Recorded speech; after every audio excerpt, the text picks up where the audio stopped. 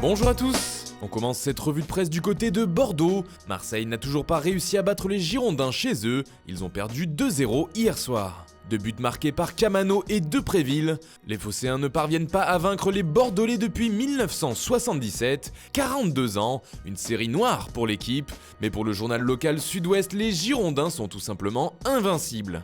On part maintenant en Angleterre où Liverpool a fait le boulot hier soir contre Southampton. Une victoire 3-1 pour les Reds qui leur permet de reprendre les rênes de la Premier League devant Manchester City, qui compte toujours un match en moins. Ce samedi, tous les tabloïds britanniques ne parlent que de Mohamed Salah. L'Égyptien a retrouvé le chemin défilé et c'est lui qui a permis à Liverpool de passer devant en marquant le but du 2-1 à la 80e minute. Pour le Mirror, c'est lui qui a permis aux Reds d'arriver sur le toit de la ligue. D'après le Daily Telegraph, c'était tout simplement un super Salah, tandis que pour le Daily Express, il faut tout miser sur Mo. En Espagne, Eden Hazard fait une fois de plus les gros titres, toujours au sujet de sa possible venue au Real Madrid. Cette fois-ci, il est en couverture de Marca. Selon le journal espagnol, Chelsea et la Casablanca seraient tout proches d'un accord pour le transfert de l'international belge. Son avenir pourrait être scellé dans les prochains jours. Le joueur aurait même prévu de venir dans la capitale espagnole très prochainement pour découvrir son futur environnement et se renseigner pour sa prochaine maison.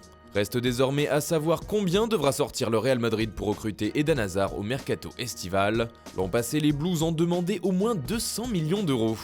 On reste dans la presse ibérique avec le quotidien Estadio Deportivo, le journal de Séville, qui fait sa une autour d'une sacrée information sur le prochain mercato rennais.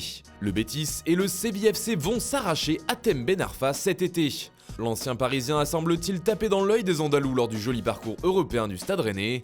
Un autre derby pour Ben Arfa, titre Estadio Deportivo.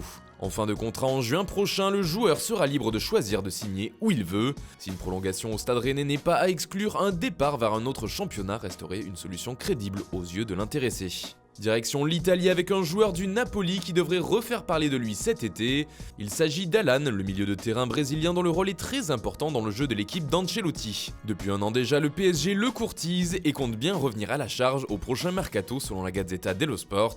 Si son entraîneur le considère comme intouchable, ce n'est pas l'avis du club francilien qui ne veut pas abandonner le dossier. Pour que les négociations aboutissent, explique le quotidien transalpin, le Paris Saint-Germain serait prêt à faire une offre entre 60 et 70 millions d'euros, un prix qui ne correspondrait pas tout à fait aux requêtes des dirigeants du Napoli.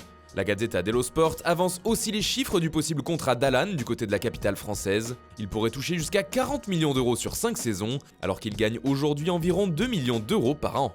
Enfin, on termine par un autre joueur de Naples, Insigne, qui parle mercato dans le Corriere dello Sport. Dans un entretien exclusif avec le journal italien, le meneur de poche napolitain ne ferme pas la porte à un départ du club cet été, bien au contraire.